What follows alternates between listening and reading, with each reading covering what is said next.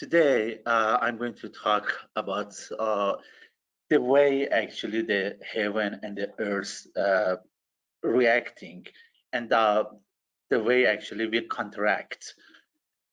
So it's about the human and the sky. It's about the earth and the sky, and it's about the way actually uh, somehow it's a very basic concept of how astrology works. So uh, sometimes, especially in mundane predictions, sometimes we may ask, okay, who is the next president? Who is the what happens to a nation? What happens to the world? How the economy works? And many other questions. And then we need to find the answers. And for having the answers, we need to have a bigger view. And when it is about the family, okay, I can go and find a good job and then have them more income. But when it's about the global condition, we have many other parameters to be studied. So I call this lecture the more above, the more below, because the more we know about the above, the more we know about the below. And actually, these two somehow are the same.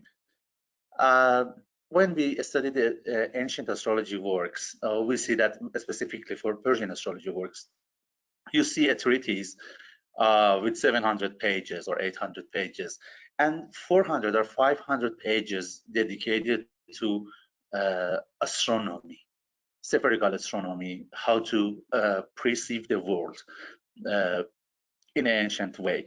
So we usually ignore that part of the books and directly go into the way they define, okay, this is Aries, and Aries is ruled by Mars, and so on.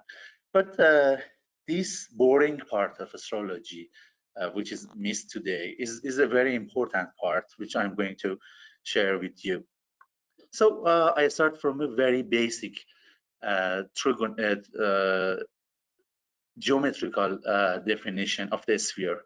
A sphere is an object fixed at its place, which other objects move through, and our planet is in its center.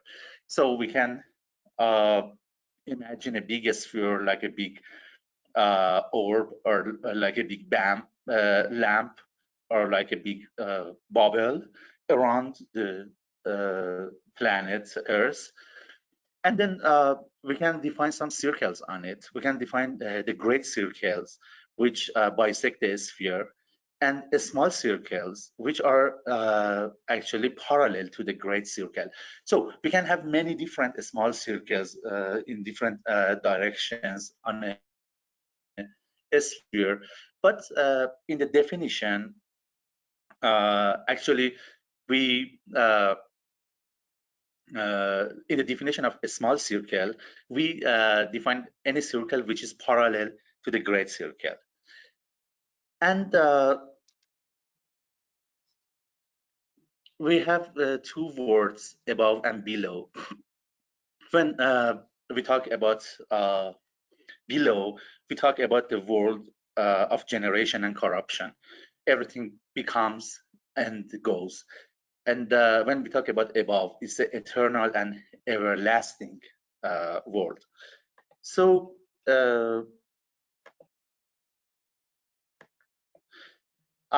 we have two types of motions. Actually, there are several kinds of motion, but basically the circular motion is eternal. In philosophy, it's there is a vast discussion about the circular motion, and it's said that whatever rotates in a circular way is immortal, and it also has a spirit. Whatever constantly rotates has a spirit. It's a very vast discussion in philosophy. And whatever has a linear motion has the fraction in motion, has the change of speed in the motion and change of direction. This is actually the mortal. material or object. So from above we have a spiritual world, and from below we have the material world. A spiritual world or above is undegradable, and below is degradable. Above is fixed, and it has its own rules and the fixed rules, and below is changeable. And above is essential, and below is accidental. I just mentioned that in the dignities we are familiar with the essential dignities and accidental dignities. So any essential property assigned to the any part of the sky belongs to above, and any accidental dignity belongs to the below. And for above, we have the simple objects, which are the spheres and elements: fire, water, air, and earth. And in below, we have compound creatures: mineral, vegetables, and animals, including human being. And these three are mortals, and these are three levels of existence. In astrology, we also talk about them. And you're already familiar with this diagram. At the center, we have Earth, which is considered fixed. We know that the Earth is rotating, but in the ancient time, the Earth was the center and was a fixed place. And we had the sublunar world, including the spheres of fire, air, water, and earth. And again, in the natural sciences, they have up to 15 layers in the fire layer, and several layers in air layer, and several in water, to actually define different kind of qualities of the atmosphere. And then we have the sphere of the moon, Mercury, Venus, Sun, Mars, Jupiter, Saturn. And then after the 7 planets, we have the sphere of the fixed stars. The 8th sphere, or the sphere of the fixed stars, is the place of the constellations, the fixed stars, and they have the motion of they have a very slow motion, so they also considered as fixed stars, and they are not fixed. You already know.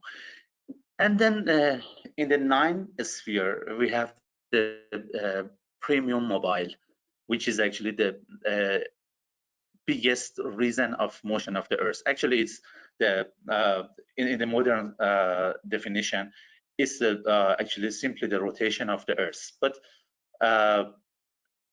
ancients actually considered it as a premium mobile, which moves the whole sky, and actually it's considered as the it's very important because it's the most outer level of the spheres.